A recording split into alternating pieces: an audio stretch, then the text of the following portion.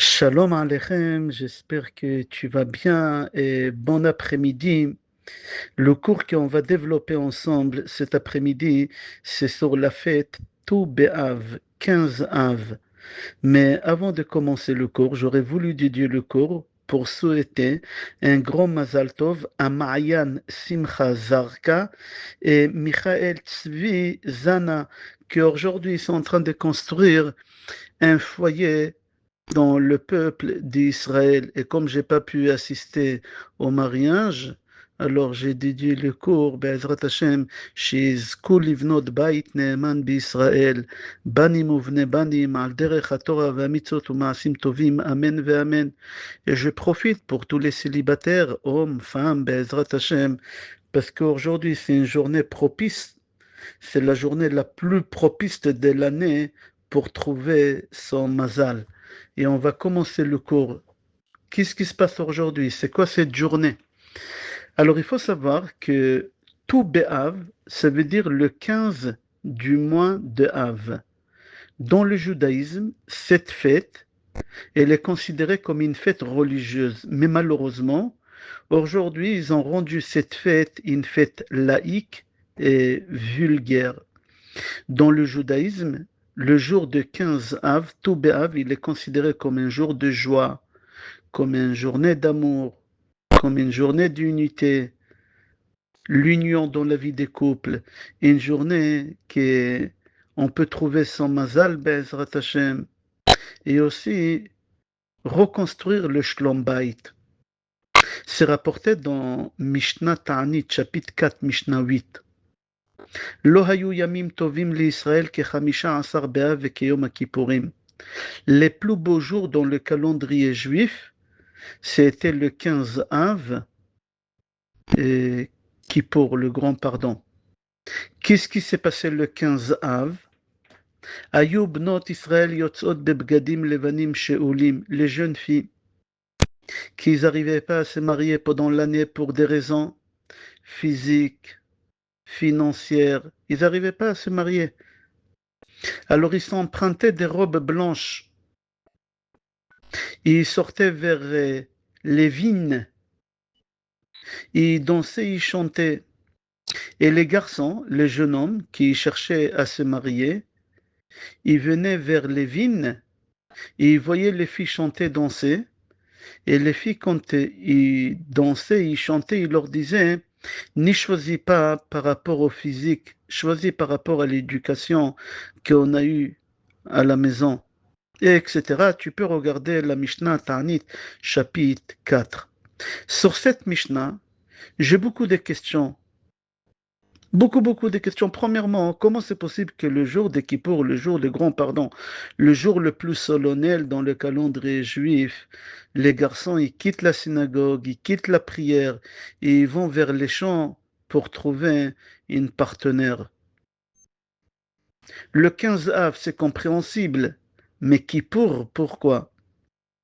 Deuxième question, pourquoi les jeunes filles, ils ont l'obligation de sortir avec une robe de mariée, ça s'appelle la robe blanche, empruntée? C'est quoi le secret? Pourquoi il faut que ça soit une robe empruntée? Pourquoi si moi j'ai une robe et j'ai pas le droit de sortir avec? Par exemple, Baruch Hashem, j'ai les moyens d'acheter une robe Prada à 30 000 euros. Non, je ne peux pas la mettre.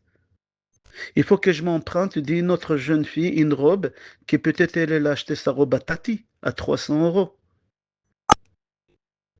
Alors, j'aimerais comprendre c'est quoi le sod emprunté. Ils sortaient avec des robes de mariés empruntées. Troisième question, les jeunes filles, ils partaient à Toubéav et à Kippour, ils chantaient et ils dansaient. Comment c'est possible qu'une jeune fille a le droit de chanter et de danser devant des jeunes hommes? On n'a pas le droit. Kol Baïcha Erva, c'est un sourd. Encore une question, qui c'est ces filles-là que 2 fois par an, on leur donnait une chance pour pouvoir fondre un foyer? Et on va commencer à expliquer le cours d'après le Pshat d'abord, et tout à l'heure on va rentrer d'après le Sod. Nos sages disent que le 15 Av, il y a plusieurs événements qui se sont déroulés. Le 15 av, une fois c'est arrivé, qu'on a autorisé de se marier entre tribus. Je m'explique. Avant, quand on s'est marié, un garçon il voulait se marier avec une fille, il était obligé de prendre une fille de sa tribu. Quelqu'un de la tribu des Dan, il ne pouvait pas épouser une fille de la tribu des Zébouloun. C'était interdit. Chacun il s'est marié avec sa tribu. Pourquoi? C'est pour garder le patrimoine familial. J'explique. Si une fille de la tribu des Dan, elle va se marier avec un garçon de la tribu des Zébouloun, alors, le papa de ce garçon, il va lui donner un gros patrimoine pour son mariage. Il va lui donner des terrains, il va lui donner des maisons, il va lui donner de l'argent. Et ce garçon-là, de la tribu des Zébouloun, il va épouser une fille de la tribu des Dan. Et ils vont vivre, Baruch Hashem, heureux. Après, plus tard, 100 ans plus tard, il va mourir. Qui doit l'hériter? Sa femme. Et sa femme, elle est de quelle tribu? Dan. C'est-à-dire que le patrimoine de la tribu des Zébouloun, il va dans la tribu des Dan.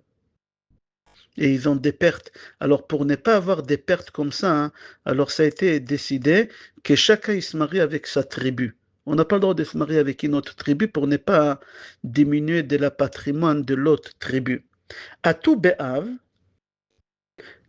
nos sages, ils ont autorisé de se marier entre tout le monde, c'est-à-dire qu'il y avait beaucoup plus de mariages, on avait beaucoup plus de choix à trouver sa partenaire ou son partenaire. C'est-à-dire que tout Béhav, à l'époque, c'était un jour de mariage, tout le monde y s'est marié.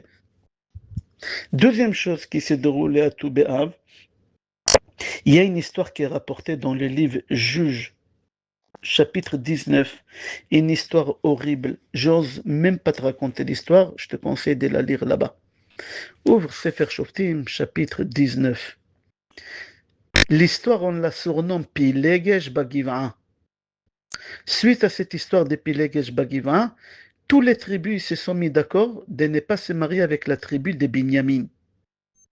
Et pendant des années, c'était comme ça, jusqu'à que la tribu de Binyamin, les jeunes hommes, ils restaient célibataires, ils n'avaient pas assez de filles. Ils restaient célibataires et la tribu, elle a failli s'effacer. Extinction, dit en français. Elle devait être effacée, cette tribu. Alors tout de suite là, on a autorisé de se marier avec la tribu de Binyamin, c'était à Toubéav. Encore un mariage à Toubéav. Encore une porte ouverte à trouver son mazal à Toubéav. Troisième chose qui s'est déroulée à Toubéav, le décret qu'Akadosh Baruch Hu, il a décrété dans le désert, tu sais, suite à la faute que les explorateurs ils ont fait, et les hommes ils ont pleuré, pas les femmes, les hommes ils ont pleuré. Hachem il a dit qu'aucun homme il va rentrer en Eretz Israël. Et chaque Tisha B'Av, il y a à peu près 15 000 hommes qui mouraient. Ils étaient 600 000 hommes, divise par 40 ans, ça fait 15 000. 15 000 ils mouraient. À tout Béhav, le dernier tout Béhav, Hachem il a annulé le décret. Encore un mariage, c'est quoi? Les hommes, les dernières 15 000, à tout Béhav, ils étaient sûrs et certains qu'ils vont mourir. Ça fait 39 ans qu'il y a 15 000 qui meurent. Alors ils ont quitté leurs femmes avec des pleurs, ils ont quitté leurs enfants avec des pleurs. Et là, soudain, ils retrouvent leurs femmes. Ils retrouvent leurs femmes, ils ne sont pas morts, ils reviennent. Encore tout Béhav, l'union de la famille. Le papa retrouve la femme, il retrouve ses enfants. Quatrième chose qui s'est déroulée à Toubéav, il y a un roi qui s'appelait Yerovam ben Nevat. Regarde dans le livre Roi, tome 1, chapitre 12. Yerovam ben Nevat, il était jaloux de Yerovam. Qu'est-ce qu'il a fait? Il n'a pas voulu que Béné Israël vont faire des sacrifices à Yerushalayim. Alors il a mis des barrières sur les routes pour y aller à Yerushalayim pour qu'ils n'aillent pas faire des sacrifices. Il a mis des bêtes sauvages. Celui qui voulait aller à Yerushalayim faire des sacrifices, il se faisait tuer par les bêtes sauvages. Il mettait des soldats. Il a mis plein de barrières. Alors pendant des années, les gens, ils n'ont pas pu y aller à Yerushalayim faire des sacrifices. Ils ont fait des sacrifices où ils habitaient. L'histoire en détail, tu peux la trouver dans le livre Melachim, tome 1, chapitre 12. Et pendant des années, ils n'ont pas pu aller à Yerushalayim. Et là, à tout Béhav, ils ont enlevé tous les barrages que le roi Yerovam ben Nevat a mis. C'est-à-dire encore l'union entre le peuple. Encore l'union entre le peuple d'Israël. Cinquième chose, encore une histoire que tu peux la trouver dans Gemara Brachot, page 48, Memchet Amoud Bet. Tu sais, il y a un roi Goy, qui s'appelait Adrianos. Adrianos, il est parti dans la ville des Bétar, il les a égorgés, il les a tués. Il a fait un massacre 52 ans après la destruction des Beth Amikdash. Il a interdit d'enterrer les cadavres de la ville Bétar. Pendant 7 ans, les corps des millions de personnes, ils étaient jetés dans les champs. Pendant 7 ans. Par miracle, les corps ne se sont pas décomposés. C'est pour ça qu'on fait la bracha sur le vin à Tov et à Métiv. Quand est-ce qu'on a pu enterrer tous ces morts-là de la ville Bétar? À tout Béav. Encore un mariage. Encore un mariage. Quel mariage? Tu sais, quand un grand ravi meurt, alors on appelle ça Hiloula. Par exemple, aujourd'hui, c'est la Hiloula de Rabbi Amram ben Diwan. Il est né à Yerushalayim, il est mort au Maroc à l'âge de 39 ans, je crois. Il est parti au Maroc pour ramasser de l'argent pour la yeshiva de Yerushalayim. Il est parti renforcer la communauté juive du Maroc. Ou par exemple aussi Rabbi Shimon ben Lavi, c'est lui qui l'a traduit le Zohar, c'est lui qui l'a écrit le chant Bar Yochai, Nimshachta Ashrecha Shemen Sason. Lui, il est né en Espagne. Il a voulu aller habiter en Eretz Israël. Il a passé par Tripoli, en Libye. Et il est mort là-bas. Alors, comment on appelle le jour de la mort des tzaddik? Hiloula. Regarde dans les dictionnaires, ça veut dire quoi, Hiloula? Mariage. C'est-à-dire quand quelqu'un meurt, au moment qu'on l'enterre, sa neshama bas, elle se marie avec la neshama au on. C'est-à-dire à tout Bé'av, on a pu enterrer tous les millions de personnes qu'Adrianos il a interdit d'enterrer pendant 7 ans. Et ils ont fait Hiloula, ils se sont mariés avec l'autre partie d'âme qu'elle se trouve en... J'espère que c'est compréhensible. Sixième chose qui est arrivée à tout Bé'av, c'était un jour de fête à l'époque de Beth Amikdash, on l'appelait Tabar Magal. Tabar Magal, c'est quoi Tabar Magal? Regarde. À l'époque de Beth Amikdash, il fallait ramener du bois sec, qu'il n'y a pas à l'intérieur d'humidité ou de vers de terre, ce n'était pas caché, il fallait que ce soit sec. Alors les hommes, ils quittaient la maison, ils quittaient leurs femmes, pendant des semaines et des semaines, ils partaient dans les forêts, couper des arbres, tant qu'il y a le soleil chaud, chaud, chaud, et les arbres, ils étaient chauds et secs, ils coupaient avec Magal. Magal, je regardais, moi j'appelle ça hache, mais je regardais dans le dictionnaire Magal, ça s'appelle fossile, F-A-U-C-I-2-L-E. Tu vois, c'est quoi? À tout Béhav, comme la chaleur, elle descend, à partir jusqu'à tout Béhav, la chaleur, elle monte, elle monte. Regarde qu'est-ce qu'on a traversé à Paris il y a un mois. C'était le moutre. C'était l'afia, c'était le feu. À Paris, on n'a pas de clim, on n'a rien à Paris, on n'a pas le droit, c'est interdit. C'était la mort là-bas. À partir de quand la chaleur elle descend dans le monde entier, à partir des tout béhav, à partir d'aujourd'hui. Alors maintenant, ils ne peuvent plus couper des bois. Alors qu'est-ce qu'ils ont fait les hommes? Tabar Magal, Tabar, ils cassaient les fossiles, ça s'appelle. Ils le cassaient, ils rejoignaient leurs femmes et leurs enfants. Si tu remarques, tous les points que j'ai donnés, c'est les hommes qui rejoignent leurs femmes, mariage, l'union familiale, les parents avec les enfants. Viens, je redéveloppe pour mieux comprendre et on va avancer. On a dit tout à l'heure qu'ils ont autorisé à tout béaf de se marier entre les tribus, entre eux.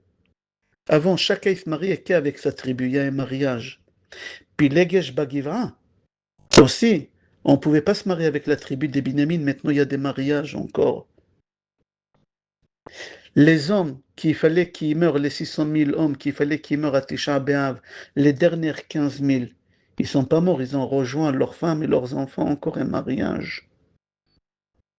Harougué Bétar, tous ceux qui Adrianos, il n'a pas voulu qu'on les enterre, on les a ramenés au cimetière, on les a enterrés à leur tombe, le tout Béav, c'est-à-dire que les Neshamot, ils ont rejoint l'autre partie de la Neshama, ça s'appelle Hilula, Hilula ça veut dire mariage.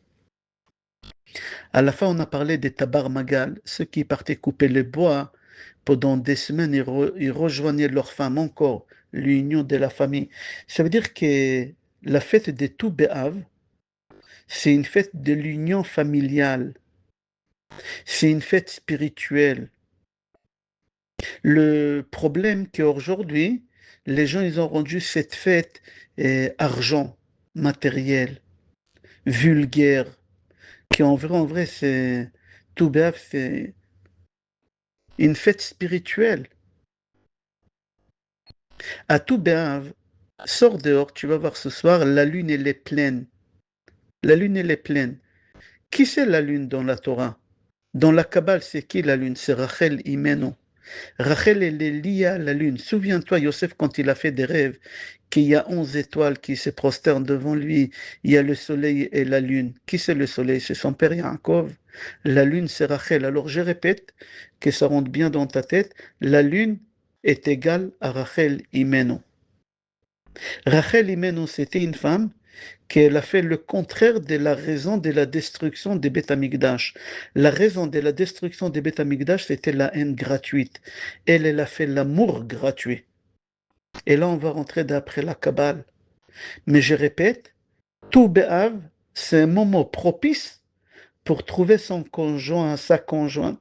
C'est pas seulement se marier, et peu importe quel âge. Ceux qui sont mariés, retrouvez le Shlom Bayit, Shalom. Retrouvez le Shlom Bayit. Et viens, on va rentrer d'après le Sot. C'est marqué dans la Torah, dans Sefer Bereshit, chapitre 29, Pasuk 18, je crois. Vayehav Yaakov et Rachel. Yaakov, il a aimé Rachel, il a travaillé pour Rachel, pour obtenir Rachel, 7 ans. 7 ans, il a travaillé pour Rachel. Vayu be'anav ki yamim achadim be'ahavato tawaw. L'amour entre Yaakov et Rachel. Yaakov Avinu, quand il était en shidduch avec Rachel, il a compris que son beau-père, il est noir. Il n'y a que son nom blanc, Lavan. Mais il est noir, il est malhonnête. C'est un tricheur, c'est un imposteur. Yaakov, il savait. Et Yaakov, il a eu peur que son beau-père, il va tricher le soir de mariage. Le soir de mariage, sous la choupa, au lieu que ça soit Rachel, il va lui donner une fille de la rue. Une fille de la rue. Yaakov, il avait peur de ça. Qu'est-ce qu'il a fait, Yaakov? Il a dit à Rachel, Rachel, je vais te donner des codes. Sous la choupa, quand tu auras le visage couvert, je ne te verrai pas qui tu es. Je vais te donner des codes et sous la choupa, je vais te poser des questions. Il faut que tu me réponds. Voilà le code. Chana. Comme le prénom Chana. Chana, Chet Nun Hei Chet, c'est Afrashat Chala. Il lui a dit voilà le code 1666. Il lui a dit pour prélever la Chala avec la bracha, il faut 1,666 kg. Après, il lui a dit Nida. Nida, il lui a donné les halachot des bdikot. Nida, les tâches. Et après, il lui a donné Hey Dechana, Adlakat Nerot. Il lui a dit d'abord on fait la bracha et après on passe à l'allumage. Il y a des gens d'abord ils font l'allumage et après ils font la bracha. Yaakov, il a dit à sa femme, ça se voit d'ici que c'était un Sfaradi, c'était pas un Ashkenazi. Il a dit d'abord on fait la bracha, bracha, ve'ovrim la asiya. D'abord on fait la bracha et après on allume. Voilà le code qu'il lui a donné. Le jour J, le jour de mariage, le Ben Ishraï Kadosh, Rabbi Yosef Chaim dit que le jour de mariage de Yaakov et Rachel, c'était un vendredi tout béav. Comme il y a 2 ans, c'était comme ça. Vendredi tout béav. Rachel, elle s'habille avec la robe blanche. Souviens-toi, la robe blanche que les filles sont empruntées dans la Mishnah. Souviens-toi au début du cours. Rachel, elle s'habille avec la robe blanche. Et au moment d'aller vers la choupa, à 2 mètres avant d'arriver vers son futur mari, l'amour de sa vie, l'homme de sa vie, son père il l'arrête et il lui dit déshabille-toi, enlève la robe blanche et prête ta robe à ta sœur. C'est Léa qu'elle va se marier avec lui. Rachel, elle était à moins de 2 mètres. Rachel, elle avait le choix ou de crier Yaakov, c'est Léa, c'est pas moi, ou je donne pas les simanim à Léa, et comme ça c'est moi, Rachel, je me marie avec Yaakov, et moi je ramène tous les peuples juifs seuls, les 12 tribus seuls. Ça fait un choix extraordinaire pour elle. Ou le deuxième choix, c'est de donner les simanim, les réponses à sa sœur Léa, et c'est Léa qu'elle va se marier avec Yaakov, et Léa, elle va gagner ce monde ici, vivre avec un tzaddik et le monde futur. C'est elle qu'elle va ramener tout le peuple d'Israël. Et moi, Rachel, qu'est-ce qui va se passer avec moi? Moi, je vais épouser Esav. Moi, je vais épouser Esav. Et avec Esav, qu'est-ce qui va se passer? Je vais ramener tout le monde occidental. Je vais ramener Titus, je vais ramener Isabelle la catholique, je vais ramener l'Inquisition, je vais ramener les croisades, je vais ramener Hitler et je vais perdre ce monde-ci parce que je vais vivre avec un pervers narcissique et je vais perdre le monde futur parce que mes enfants, ça va être Hitler, ça va être Isabelle la catholique. C'est ça, 30 secondes de réflexion, Rachel, elle avait à choisir entre je crie et j'ai dit à Yaakov, c'est Léa et c'est pas moi, et je donne pas les simanim à ma sœur, ou je me tais, j'ai perdu ce monde-ci et le monde futur uniquement pour ne pas vexer ma sœur. À tout Béav, Rachel, elle a pris tout de suite la décision de faire l'amour gratuit. Et elle a dévoilé à sa sœur les secrets. Et elle lui a prêté la robe blanche.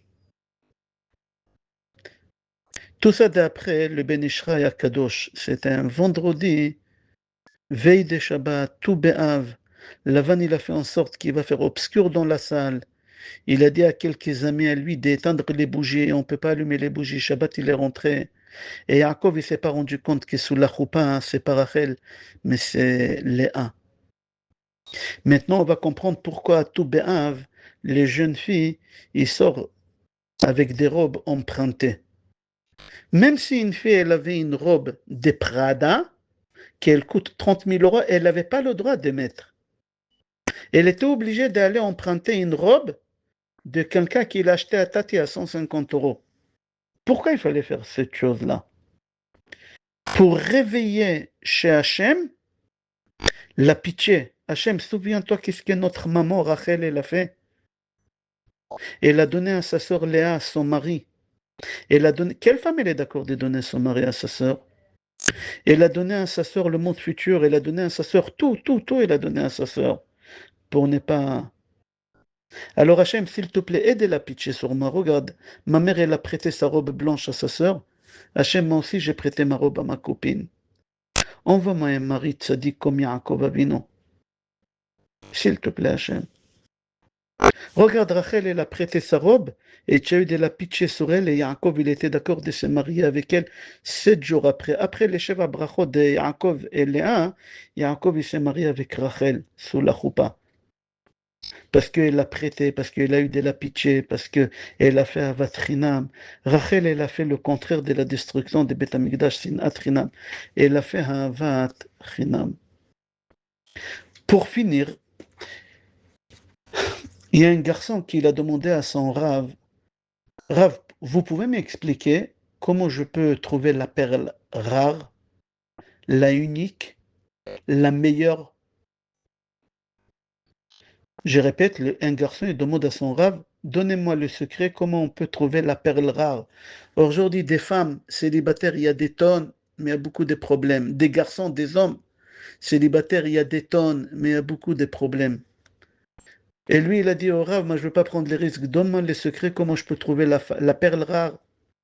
Le Rav, il lui a dit, regarde, sors dehors de la synagogue, il y a un champ de blé, et je te demande de rentrer dans ce champ-là et de me ramener la plus belle tige, la plus grande, la plus blonde. Mais la règle est de ces jeux-là, tu fais qu'avancer, tu n'as pas le droit de reculer. Tu fais qu'avancer. L'élève, il lui a dit d'accord. Il est parti, il est rentré dans le champ, il a commencé à marcher. Et de loin, il voit une tige de blé grande, belle, blonde. Et il court vers elle, et au moment qu'il veut la prendre, il a dit, attends 2 secondes. Peut-être la prochaine, elle va être beaucoup mieux que celle-là. Qu'est-ce qu'il a fait? Il a laissé tomber cette tige de blé et il a avancé. Et c'est vrai, il a vu qu'il y en a une autre, beaucoup plus belle, beaucoup plus blonde, beaucoup plus belle. Au moment qu'il voulait la prendre, il a dit, attends, viens, peut-être il y a encore mieux que ça. Peut-être il y a encore mieux que ça. Qu'est-ce qu'il a fait? Il a laissé tomber. Et il a continué. Et là, il a vu quelque chose. Waouh, exceptionnel. Une Tunisienne hollandaise. Je ne sais pas si ça existe, une Tunisienne hollandaise. Grand détail, blonde, aux yeux bleus. Tout, elle avait l'air. Au moment qu'il voulait la prendre, il a dit, attends, peut-être il y a encore beaucoup mieux que ça. Celle-là, elle est tunisienne, suédoise, blonde, aux yeux bleus. Peut-être la prochaine, la même chose. Et en plus, il y a de l'argent. Il a laissé tomber. Et il a avancé.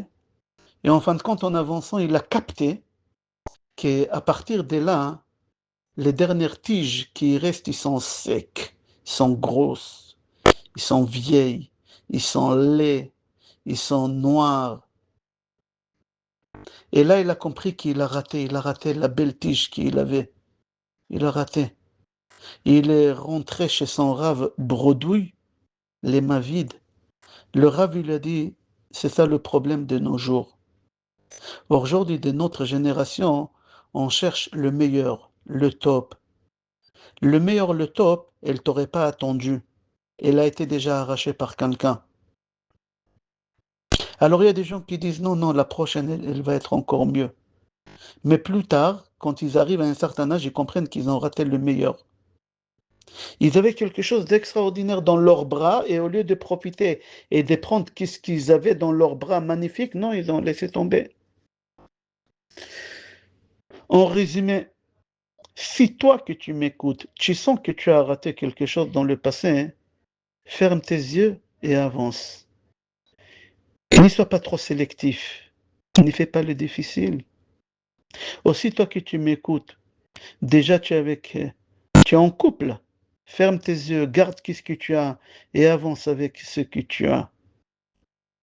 Et si vous êtes à la recherche toujours, ou vous êtes bientôt en vue de mariage, Be'ezrat Hashem, je vous souhaite, Be'ezrat Hashem, tout le bonheur du monde. Be'ezrat Hashem, tout le bonheur du monde. Be'ezrat Hashem, j'ai fait une bracha à tous les célibataires, hommes, femmes, Be'ezrat Hashem. Bisrout, grâce à ce jour propice au mariage, Be'ezrat Hashem, d'après le Sod, d'après la Kabbale, qui trouvent leur conjoint, leur conjointe, Be'ezrat Hashem, et qui vont fondre un foyer kasher. Amen. Amen. Je répète, aujourd'hui, c'est le jour le plus propice de l'année de pouvoir trouver son mazal. Alors, si tu veux que je te fasse une bracha, c'est gratuit. Tu peux m'envoyer ton nom, ton prénom plutôt, en hébreu, et de ta maman en hébreu, c'est important, dans mon site courravpinto.com. Là-bas, il y a une rubrique demande une prière. Et là-bas, tu remplis pour Zivug. Tu me marques là-bas ton prénom en hébreu et le prénom de ta maman. Bezrat Hashem, et je ferai ce qu'il faut à tout Béav, le jour qui est propice pour le mariage pour tout le monde. Je répète, n'oublie pas la Hiloula de Rabbi Amram ben Diwan. Il est né à Yerushalayim, il est mort au Maroc. À l'âge de 39 ans, il est parti renforcer la communauté juive là-bas. Il est parti ramasser de l'argent pour les kollel à Yerushalayim. Aussi, c'est la Hiloula de Rabbi Shimon Ben Lavi, c'est lui qui a écrit la chanson Bar Yochai nimshachta ashrecha shemen sason mechaverecha Bar Yochai shemen mishchat kodesh nimshachta mimidat kodesh. Il a traduit aussi Ketem Paz, le Zohar HaKadosh, il a traduit. Il est né en Espagne, il est monté vers Israël pour habiter, mais en fin de compte, il n'a pas eu cette chance parce qu'il a vu que les Juifs de Tripoli, en Libye, il s'est marié, mariage mixte. Il a dit, je vais rester ici pour les renforcer, j'avance. Et en fin de compte, il est mort là-bas quelques années, il n'a pas eu la chance d'être enterré en Eretz Israël. Zechutam ta'amod lanu bisrut rabbanim la be'ezrat Hashem, que tu vas trouver ton mazal. Amen ve amen. Je répète, le cours d'aujourd'hui, je devais être à un mariage des enfants des amis à moi très proches et j'ai pas pu. Alors je leur souhaite un gros Mazal Tov, Ma'ayan Simcha Zarka, ve Michael Tzvi Zana, זיווג כשר והגון משורש נשמתם, בנים ובני בנים, על דרך התורה והמצוות ובמעשים טובים, עין והגפן בעין והגפן, דבר נאה ומתקיים.